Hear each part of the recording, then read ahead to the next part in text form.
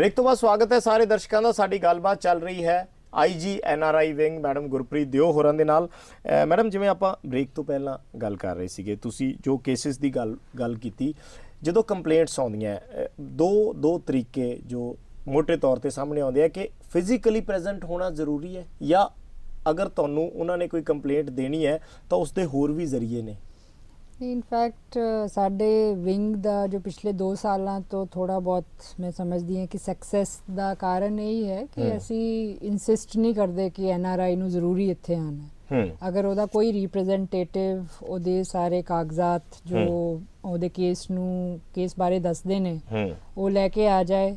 ਤੇ ਅਸੀਂ ਉਹਨਾਂ ਨੂੰ ਵੀ ਦੇਖ ਲੈਂਦੇ ਆ। अगर कोई NRI फोन ते सानू दस दिंदा है कि मेरे कोई व्यक्ति मेरी प्रॉपर्टी दे उत्ते उन्हें इलीगल कब्जा कल कीता है तो तुसी रोको, तो असी उदों भी पुलिस भेज के उत्थे उहदा ऑन द स्पॉट कार्रवाई करते हैं। और समटाइम्स ये भी होया है कि एक आई रिमेंबर कि एक NRI लेडी ने मैनू फोन किया मेरे सैल फोन ते कि मेरी इत्थे कब्जा पिछले साल भी होया सीगा, तो किसी लेबरर ने कर ਦਿੱਤਾ ਸੀਗਾ, पर उदों फिर पुलिस ने उन्होंने हटा दिता सीगा। पर हुण दोबारा 1 साल बाद फिर उसी व्यक्ति ने दोबारा कब्जा कर लिया। तो असी जो इन्हों वेरीफाई किया तो पता किया कि क्यों ये FIR नहीं दर्ज हुई पिछली बार, तो उदों उस तरह ही छड़ दिता सीगा कि चलो एक खाली तो हो गया, पर क्योंकि लीगल एक्शन नहीं लिया तो इस करके वो जड़ा व्यक्ति सी उन्होंने दोबारा बिकॉज NRI तो हैगा नहीं इत्थे, सो फिर उस लेडी फिर असी दोबारा उसनू रिमूव करके फिर असी अपने आप FIR दर्ज की कि सानू ये फोन आया सीगा बाहरों, ਉਹਦੇ ਤੇ कार्रवाई करते हुए असी वेरीफाई किया और पाया कि ये इलीगल ट्रेसपास है, सो ਉਹਨੂੰ बुक करके ਉਹਨੂੰ अरेस्ट किया और NRI ਨੂੰ इन्फॉर्म कर दिता कि ਤੁਹਾਡੀ प्रॉपर्टी जिहड़ी हैगी ਉਹ ਸੁਰੱਖਿਅਤ ਹੈ। ਇਹਦੇ ਨਾਲ ਹੀ ਜੁੜਿਆ ਇੱਕ ਮੈਟਰ ਮੈਂ ਤੁਹਾਡੇ ਤੋਂ ਜ਼ਰੂਰ ਪੁੱਛਣਾ ਚਾਹੂੰਗਾ ਕਿ NRI ਪ੍ਰੋਪਰਟੀ ਨਾਲ ਰਿਲੇਟਡ ਕੇਸਿਸ ਲੈ ਕੇ ਆਉਂਦੇ ਆ ਕਈ ਵਾਰੀ ਉਸ ਦੇ ਵਿੱਚ बहुत ज़्यादा नहीं, और मैं कोई पर्टिकुलर भी तुहानूं एग्जाम्पल नहीं दे रहा, बट एक जनरल 1-2 बार केसिस साडे ध्यान च आया कि जिथे इधरले लोग जिहड़े सीगे प्रॉपर्टी ते ਉਹ सही सी और NRI ने शिकायत की और किते ना किते उन्होंने भी हैरेसमेंट का सामना करना पिया जस्ट बिकॉज ऑफ के पंजाब गवर्नमेंट के जिहड़े रूल्स ने स्पैशल विंग्स ने उस NRI ਦੇ ਪੱਖ 'ਚ ਥੋੜੇ ਜ਼ਿਆਦਾ ਹੋ ਗਏ ਨੇ। ਤਾਂ ਇਹੋ ਜਿਹੇ ਜਿਹੜੇ ਮੈਟਰ ਹੈ ਉਹ ਤੁਸੀਂ ਕਿਸ ਤਰੀਕੇ ਨਾਲ ਉਦੋਂ ਚੁਣੌਤੀ ਜ਼ਿਆਦਾ ਨਹੀਂ ਹੁੰਦੀ ਥੋੜੀ ਜਿਹੀ? ਮੈਨੂੰ ਤਾਂ ਇਹ ਲੱਗਦਾ ਕਿ ਅਗਰ ਕੋਈ ਵੀ ਪੁਲਿਸ ਆਫਿਸਰ ਇਨਸਾਫ ਨੂੰ ਸਭ ਤੋਂ ਉੱਤੇ ਰੱਖੇਗਾ तो फिर उन्होंने कभी भी कोई चुनौती महसूस ही नहीं होएगी क्योंकि उन्हें इंसाफ करना है। सो असी जदों NRI दे केसेस देखते हैं असी ये तो जरूर है कि NRIs की सहूलियत लिए विंग बने हैं, ठीक है, पर एक स्पेशलाइज्ड विंग भी है। अगर कोई NRI किसी लड़की नाल शादी करके उन्हें छड़ के चला जाता है तो फिर NRI एक्यूज्ड भी बन जाता है। सो इस करके साडे विंग विच बिल्कुल भी ये नहीं है कि असी NRI नू अगर वो लग रहा कि गलत है उन्होंने कोई स्पेशल ट्रीटमेंट देनी है, क्योंकि कई केसेस हैं जो मैट्रीमोनियल केसेस हैं, लड़कियां उत्थे हुंदियां ने डाइवोर्स हो जाता है, आपस विच कंपैटिबिलिटी नहीं हुंदी, उत्थे हरजाना भी ले लैंदियां ने कोर्ट विचों USA या कैनेडा विच आस्ट्रेलिया विच जिथे भी होण, ते फिर इत्थे आके दोबारा उन्होंने तंग करन लई फिर पर्चा दर्ज कराने की कोशिश करते हैं। सो ये जिहड़ी तुसी गल कर रहे हो कि ये हो जांदा सीगा, जरूर हो जांदा सीगा, पर जब जो NRI विंग इन केसेस नू डील करता है अगर किसी भी NRI नू लगता है कि उहदे खिलाफ कोई गलत केस डिस्ट्रिक्ट पुलिस डील कर रही है या कोई प्रेशर है तो वो सानू दस सकता है, असी उहदी इन्वेस्टिगेशन ट्रांसफर करके उन्होंने प्रॉपरली देखांगे कि उहदे विच मसला बनता है कि नहीं। And I can assure you कि NRI विंग विच जो भी इन्वेस्टिगेशन होएगी इट विल बी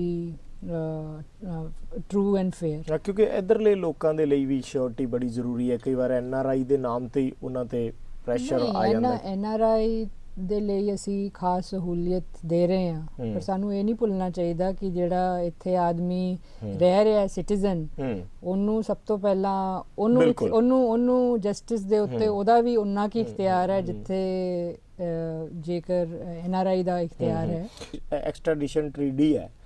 उस ट्रीटी के मुताबिक तुसी कोई केस हैंडल किए ने? क्योंकि बाहरले देशों के नाल जो समझौता होया सीगा उस दे विच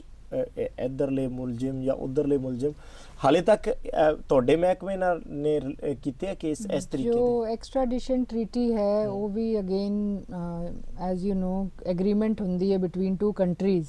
ਕਿ ਅਗਰ ਕੋਈ ਇੱਕ ਕੰਟਰੀ ਦੇ ਵਿੱਚ ਦੂਸਰੀ ਕੰਟਰੀ ਦਾ ਕੋਈ ਅਕਿਊਜ਼ਡ ਹੈ ਤਾਂ ਪਹਿਲੀ ਕੰਟਰੀ ਰਿਕੁਐਸਟ ਕਰ ਸਕਦੀ ਹੈ ਜਿੱਥੇ ਉਹਨੇ ਕ੍ਰਾਈਮ ਕੀਤਾ ਹੈ ਕਿ ਉਹਨੂੰ ਇਸ ਕੰਟਰੀ ਵਿੱਚ ਭੇਜਿਆ ਜਾਏ ਤਾਂ ਕਿ ਉਹਦੇ ਖਿਲਾਫ ਲੀਗਲ ਪ੍ਰੋਸੈਸ ਜੋ ਉਹਨੇ ਕ੍ਰਾਈਮ ਕੀਤਾ ਹੈ ਇੰਡੀਆ ਵਿੱਚ ਅਗਰ ਕੀਤਾ ਹੈ ਕਿ ਉਹਨੂੰ ਉਹਦੇ ਲੀਗਲ ਪ੍ਰੋਸੈਸ ਸ਼ੁਰੂ ਕੀਤਾ ਜਾ ਸਕੇ। ਸੋ ਉਹਦੇ ਵਿੱਚ in general cases terrorism related cases ਇਹ ਡੀਲ ਹੁੰਦੇ ਨੇ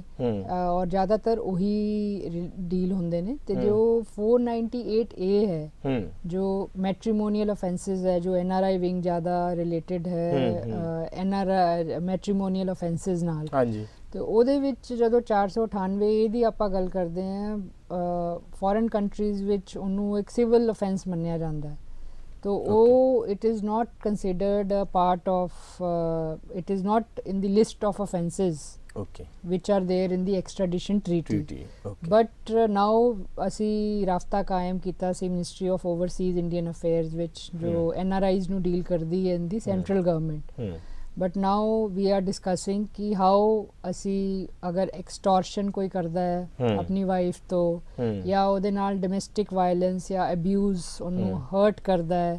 तो क्रूअल्टी करता है तो ਉਹ ਜਿਹੜੀ ਕੇਸਿਸ ਹੈ ਜੇਕਰ ਉਹਦੇ ਵਿੱਚ ਅਸੀਂ ਐਕਸਟ੍ਰੈਡੀਸ਼ਨ ਟ੍ਰੀਟੀ ਦੇ ਰਾਹੀਂ ਵੀ can bring offenders to book but it has to be admitted ਕਿ ਇਹ ਜਿਹੜਾ ਪ੍ਰੋਸੈਸ ਔਖਾ ਨਹੀਂ ਹੈ ਕਿਉਂਕਿ ਕਿਸੇ ਵੀ ਫੋਰਨ ਕੰਟਰੀ ਚੋਂ ਕਿਸੇ ਕ੍ਰਿਮੀਨਲ ਨੂੰ ਇੰਡੀਆ ਵਿੱਚ ਲੈ ਕੇ ਆਣਾ ਉਹਦੇ ਵਿੱਚ ਕਾਫੀ ਸਾਰੀ ਲੀਗਲ ਫਾਰਮੈਲਿਟੀਜ਼ ਇਨਵੋਲਵਡ ਹੁੰਦੀਆਂ ਨੇ ਔਰ ਉਹ ਇੰਨਾ ਲੰਬਾ ਪ੍ਰੋਸੈਸ ਹੁੰਦਾ ਹੈ ਕਿ ਅਗਰ ਮੈਟਰੀਮੋਨੀਅਲ ਅਫੈਂਸਸ ਦੀ ਅਸੀਂ ਗੱਲ ਕਰੀਏ ਤੇ ਉਹਦੇ ਵਿੱਚ ਉਹ ਪ੍ਰੈਕਟੀਕਲੀ ਨੈਕਸਟ ਟੂ ਇੰਪੋਸੀਬਲ ਹੋ ਜਾਂਦਾ ਇੱਕ ਬੜੇ ਸਾਰੇ ਕੇਸਿਸ ਜਿਨ੍ਹਾਂ ਦੇ ਵਿੱਚ ਜੋ ਲੋਕ ਪ੍ਰੋਕਲੇਮਡ ਅਫੈਂਡਰਸ ਨੇ PO ਡਿਕਲੇਅਰ ਹੋ ਚੁੱਕੇ ਨੇ ਉਹਨਾਂ ਬਹੁਤ ਸਾਰੇ ਲੋਕਾਂ ਦਾ ਗਿਲਾ ਸ਼ਿਕਵਾ ਵੀ ਹੈ ਇੰਡੀਅਨ ਗਵਰਨਮੈਂਟ ਨਾਲ ਕਿ ਉਹ ਕਿਸ ਤਰੀਕੇ ਨਾਲ ਉਸ ਪ੍ਰੋਸੈਸ ਨੂੰ ਫੋਲੋ ਕਰਨ ਉਹਦੇ ਵਿੱਚ NRI ਵਿੰਗ ਦਾ ਵੀ ਬੜਾ ਅਹਿਮ ਰੋਲ ਹੋ ਸਕਦਾ ਫਿਰ ਉਹਨਾਂ ਲੋਕਾਂ ਦੇ ਲਈ ਕੀ ਪ੍ਰੋਸੀਜਰ ਹੈ ਜੋ ਪ੍ਰੋਕਲੇਮਡ ਅਫੈਂਡਰ ਜਿਵੇਂ ਕਿ ਉਹ ਟਰਮ ਕਹਿੰਦੀ ਹੈ ਕਿ ਜਿਹਨੂੰ ਅਫੈਂਡਰ ਪ੍ਰੋਕਲੇਮ ਕੀਤਾ ਗਿਆ ਹੈ ਤਾਂ ਇਹ ਜਿਹੜੀ ਬੜੀ ਲੰਬੀ ਚੌੜੀ ਕਾਰਵਾਈ ਹੁੰਦੀ ਹੈ ਔਰ ਇਹ ਸਹੀ ਹੈ ਕਿ ਕਈ ਲੋਕਾਂ ਦਾ ਦਾਅਵਾ ਹੈ ਕਿ ਸਾਨੂੰ ਨਜਾਇਜ਼ ਇਸ ਦੇ ਵਿੱਚ ਪਾਇਆ ਗਿਆ ਹੈ ਕਈ ਕੇਸਿਸ ਵਿੱਚ ਪਾਇਆ ਗਿਆ ਹੈ ਕਿ ਜੋ NRIs ਹੈ ਉਹ ਇੱਥੇ ਸੀਗੇ ਵੀ ਨਹੀਂ ਤੇ ਉਹਨਾਂ ਦੀ ਐਬਸੈਂਸ ਵਿੱਚ ਉਹਨਾਂ ਨੂੰ ਦਿਖਾ ਕੇ ਇੱਥੇ ਕਿ ਉਹ ਇੱਥੇ ਸੀਗੇ ਕਿ ਜੇਕਰ ਉਹਨਾਂ ਨੂੰ ਇੱਕ ਮੌਕਾ ਮਿਲਦਾ ਆਪਣੀ ਗੱਲ ਕਹਿਣ ਦਾ ਤੇ ਹੋ ਸਕਦਾ ਹੈ ਕਿ ਉਹਨਾਂ ਨੂੰ PO ਡਿਕਲੇਅਰ ਕਰਨ ਦੀ ਜਿਹੜੀ ਕਾਰਵਾਈ ਹੀ ਸ਼ੁਰੂ ਨਾ ਕੀਤੀ ਜਾਂਦੀ ਪਰ ਬਿਨਾ NRI ਨੂੰ ਸੁਨੇ ਉਹਦੇ ਖਿਲਾਫ PO ਦੀ ਕਾਰਵਾਈ ਕਰਕੇ ਕਈ ਕੇਸਿਸ ਵਿੱਚ ਹੋਇਆ ਹੈ ਪਰ ਮੈਂ ਸਮਝਦੀ ਹਾਂ ਕਿ ਇਹਨਾਂ ਦੀ ਤਾਦਾਦ ਬਹੁਤ ਜ਼ਿਆਦਾ ਵੱਡੀ ਨਹੀਂ ਹੈ ਔਰ ਇਹਦਾ ਇੱਕ ਰਸਤਾ ਤਾਂ ਇਹੀ ਹੈ ਕਿ ਜੋ NRI ਗਲਤ ਸਮਝਦਾ ਹੈ ਕਿ ਮੈਂ ਗਲਤ PO ਡਿਕਲੇਅਰ ਹੋਇਆ तो ਉਹ ਇੱਕ ਲਾਇਰ ਨੂੰ ਅਪਾਇੰਟ ਕਰੇ ਉਹ ਹਾਈ ਕੋਰਟ ਵਿੱਚ Punjab and Haryana high court ਵਿੱਚ ਅਗਰ ਰਿਟ ਫਾਈਲ ਕਰੇ ਕਿ ਮੈਨੂੰ ਇਹ ਗਲਤ ਤਰੀਕੇ ਨਾਲ ਇਹਦੇ ਵਿੱਚ ਪਾਇਆ ਗਿਆ ਔਰ ਮੈਂ ਪੇਸ਼ ਹੋਣਾ ਚਾਹੁੰਦਾ ਗਲਤ ਪ੍ਰੋਸੈਸ ਫੋਲੋ ਕਰਕੇ ਮੈਨੂੰ PO ਡਿਕਲੇਅਰ ਕੀਤਾ ਗਿਆ ਤੇ ਮੈਨੂੰ ਇਜਾਜ਼ਤ ਦਿੱਤੀ ਜਾਏ ਕਿ ਮੈਨੂੰ ਅਰੈਸਟ ਨਾ ਕੀਤਾ ਜਾਏ ਕਿਉਂਕਿ ਆਮ ਤੌਰ ਤੇ ਜਿਹੜੇ NRIs ਹੈ ਉਹ ਅਗਰ ਗਲਤ PO ਕਿਸੇ ਛੋਟੇ ਮੋਟੇ ਕੇਸ ਲੜਾਈ ਝਗੜੇ ਦੇ ਕੇਸ ਵਿੱਚ ਵੀ ਗਲਤ ਨਾਮ ਜੇ ਪਾ ਦਿੱਤਾ ਔਰ ਉਹਨੂੰ PO ਡਿਕਲੇਅਰ ਕਰ ਦਿੱਤਾ ਤਾਂ ਉਹ ਬੜੀ ਡਿਸਪ੍ਰੋਪੋਰਸ਼ਨੇਟ ਉਹਦੀ ਸਜ਼ਾ ਹੀ ਬਣ ਜਾਂਦੀ ਹੈ ਕਿਉਂਕਿ ਉਹ ਡਰਦਾ ਹੋਇਆ ਪੰਜਾਬ ਹੀ ਨਹੀਂ ਆ ਸਕਦਾ ਹਾਂ ਤਾਂ ਆਪਣਾ ਤਾਂ ਕਿ ਉਹ ਵਾਪਸ ਆ ਸਕੇ ਤਾਂ ਉਹਨੂੰ ਉਹ ਸਾਨੂੰ ਕੰਟੈਕਟ ਕਰ ਸਕਦਾ ਹੈ ਅਸੀਂ ਉਹਨੂੰ ਗਾਈਡ ਕਰ ਸਕਦੇ ਹਾਂ ਕਿ what is the way out ਅਸੀਂ ਇੱਥੇ ਦਰਸ਼ਕਾਂ ਨੂੰ ਇਹ ਵੀ ਇੱਕ ਵਾਰ ਫਿਰ ਦੱਸਣਾ ਚਾਹੁੰਦੇ ਹਾਂ ਮੈਡਮ ਨੇ ਹਾਲਾਂਕਿ ਦੱਸਿਆ ਪਰ ਵਿਭਾਗ ਦੀ ਇੱਕ ਵੈਬਸਾਈਟ ਹੈ www.nripunjabpolice.com ਜਿੱਥੇ NRIs ਆਪਣੀਆਂ ਸ਼ਿਕਾਇਤਾਂ ਮੇਲ ਕਰ ਸਕਦੇ ਆ ਮਹਿਕਮੇ ਨੂੰ ਜੋ ਵੀ ਉਹਨਾਂ ਦੇ ਗ੍ਰੀਵੈਂਸਿਸ ਹੈ ਉਸ ਬਾਰੇ ਲਿਖ ਕੇ ਭੇਜ ਸਕਦੇ ਔਰ ਇਸ ਦੇ ਨਾਲ ਹੀ 2 ਟੈਲੀਫੋਨ ਨੰਬਰਸ ਵਿਭਾਗ ਦੇ ਜਿਹੜੇ 0172 ਕੋਡ ਹੈ ਔਰ 22260041 ਔਰ 22260042 ਇਹ 2 ਟੈਲੀਫੋਨ ਨੰਬਰਸ ਨੇ ਜਿੱਥੇ ਆਪਣੀ ਸ਼ਿਕਾਇਤ ਦਰਜ ਕਰਵਾਈ ਜਾ ਸਕਦੀ ਹੈ ਇੱਕ ਹੋਰ ਛੋਟੇ ਜਿਹੇ ਬ੍ਰੇਕ ਦਾ ਵਕਤ ਹੈ ਬ੍ਰੇਕ ਤੋਂ ਬਾਅਦ ਵਾਪਸ ਆ ਕੇ ਅਸੀਂ ਗੱਲਬਾਤ ਕਰਾਂਗੇ ਜੋ ਡਰੱਗਸ ਦੀ ਸਮੱਸਿਆ ਬਾਰੇ ਇਹਨਾਂ ਨੇ ਗੱਲ ਕੀਤੀ ਸੀਗੀ ਉਹ ਬੜਾ ਇੰਪੋਰਟੈਂਟ ਮੈਟਰ ਹੈ ਅੱਜ ਦੀ ਡੇਟ ਵਿੱਚ ਕਈ ਸਾਰੇ ਵੱਡੇ ਕੇਸਿਸ ਸਾਹਮਣੇ ਆਏ ਹੈ ਔਰ ਉਸ ਦਾ ਜਿਹੜਾ ਸਬੰਧ ਹੈ ਉਹ ਖਾਸ ਕਰਕੇ ਬਾਹਰਲੇ ਮੁਲਕਾਂ ਦੇ ਨਾਲ ਹੈ। ਇਸ ਲਈ ਇਹਨਾਂ ਨਾਲ ਜ਼ਰੂਰ ਗੱਲਬਾਤ ਕਰਾਂਗੇ। ਇੱਕ ਹੋਰ ਛੋਟੇ ਜਿਹੇ ਬ੍ਰੇਕ ਦਾ ਵਕਤ ਹੈ, ਬਹੁਤ ਜਲਦੀ ਵਾਪਸ ਆਉਂਦੇ ਹਾਂ।